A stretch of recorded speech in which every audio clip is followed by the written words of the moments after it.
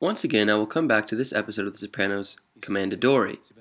Now, if you remember, Tony, Paulie, and Christopher come to Naples to hammer out a deal with their contacts in the Camorra to move stolen cars. Tony mentions at dinner that there is money to be made in the former Yugoslavia. My uncle's problem was he went to the Russians in Brooklyn too much for the cars. That he kept the best stuff for himself, shipped it off to St. Petersburg. Slovenia and Montenegro. They got people over there that profited from those conflicts. They got fucking bales of liquid cash.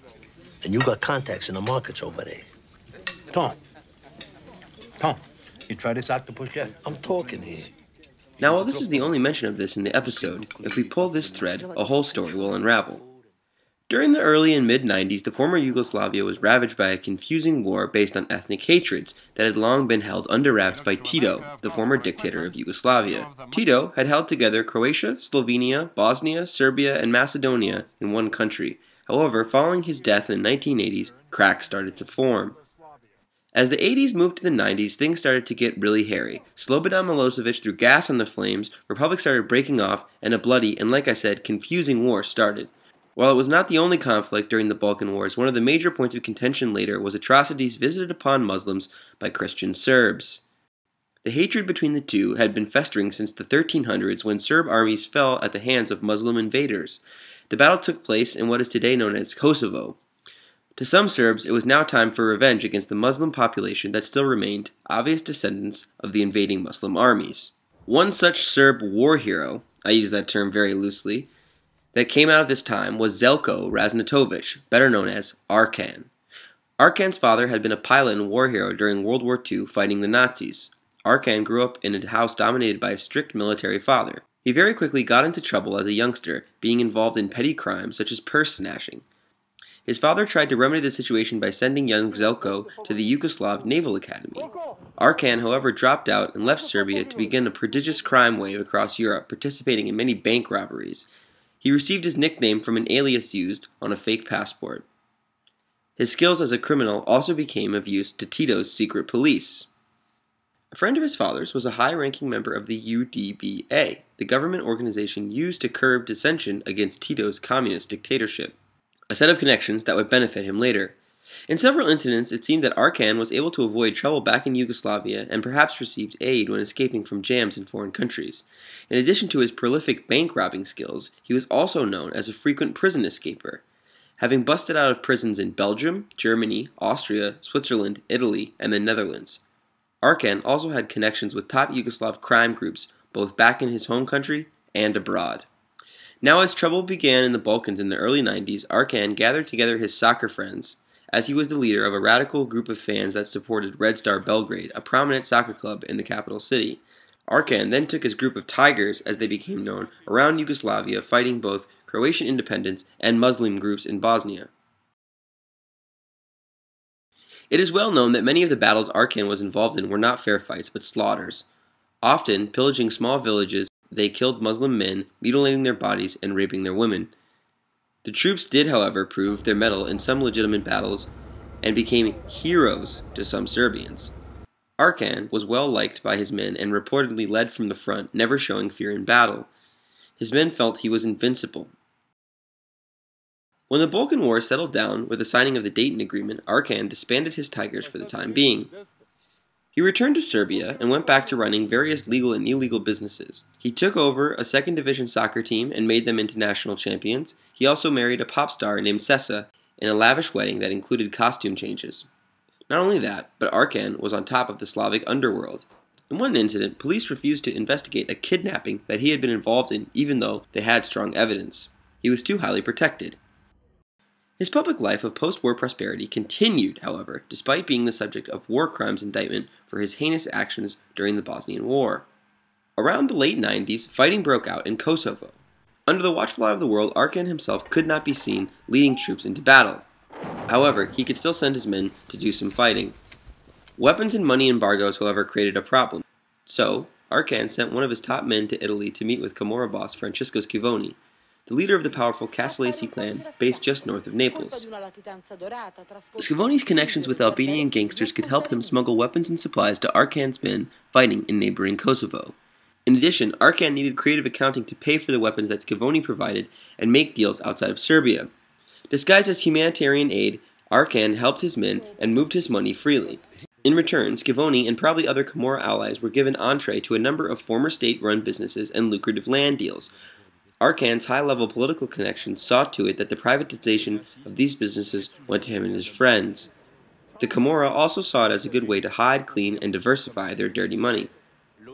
All was going well for Arkan in the late 90s. He was married to a famous pop star, had more money than he knew what to do with, controlled much of the crime in Belgrade, and was seen as a national hero. It didn't matter to him that the United States had begun bombing raids in Serbia as a way to stop the war in Kosovo. Arkan even gave interviews with national press stating that he was not a war criminal and goaded the United States and other Western powers to come and get him. Your public wants you to make an interview with the cold-blooded murderer, the most wanted man, but I'm not that. I'm sorry. I have to disappoint you. We are not butchers. We kill in a fair fight. In one famous incident, a U.S. bomber went down in Serbia. Arkan took a piece of the plane and brandished it in an interview, claiming it was his souvenir. Well, I have a piece of that plane. It's a rubber, you know. I can show you. It's only a rubber. That's a piece exactly from that plane. I keep that as a souvenir. You can see you see, I can break it. It's a rubber. This is a message to Bill Clinton. Don't quarrel with Serbs, ever. Well, I will tell you, it's a new world order proposed by the United States of America. They want all the countries to behave, to chew with chewing gum, to drink Coca-Cola, and to eat hamburgers. Well, I refuse to chew chewing gums, I refuse to drink Coca-Cola, and I refuse to eat hamburgers anymore. I loved that before this bombing, but after that I will not chew the chewing gums. It was also rumored that British Special Forces, the SAS, had been planning a raid in Belgrade to capture Arkan and bring him to The Hague to face trial. But at any moment, if the West Special Forces could race in the door and grab you, they would. I don't give a damn. I told you before, I really don't give a damn if the Special Force or not Special Force, what can you do? But you can't leave Serbia, can you? I can do whatever I like. Yeah, it's up to me. It's up to me. But if you leave this country, you're a dead man. Yeah, but why you are threatening me all the time? You're a dead man, you will be arrested, you this. I really don't give a damn, don't you understand? I am 47 years old, and I told you before that I live every day as a lion. I'm not afraid, you know. During the war, I never went down on the ground. I was always standing on my legs. So the bullet could hit me if God said so. I'm not afraid of dying. And I'm not afraid of nothing. I'm a hero in this country. In this country, people love me. I love my people. I love my country. In the end, it wasn't his enemies from outside of the country that got to him. It was the ones from within. While having coffee in the lobby of the Intercontinental Hotel in Belgrade, he was shot in the back of the head, dying in his wife's arms on the way to the hospital.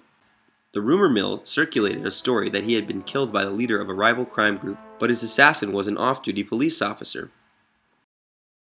The likely theory is that facing a war crimes tribunal, he might crack and reveal the politicians that had supported his campaign of terror. Following his death, his current wife and ex-wife squabbled over the gaudy mansion he lived in with Sessa, his pop star princess wife.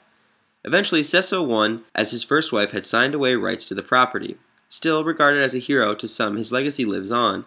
In an interesting turn of events, his 19-year-old daughter has become a sort of Kim Kardashian of Serbia, amassing 500,000 followers on Instagram displaying her lavish lifestyle, I'm sure paid for by Arkan's misdeeds.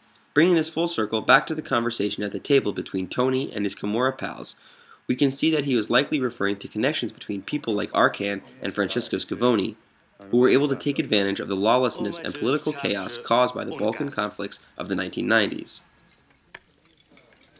Mercedes ML series, very popular. In Eastern Europe, you can sell this car for 110, 120,000. My price to you, 90 grand. It's 90.000. It's manufactured in America. So due figli in trocce. What do you fucking say? Wait,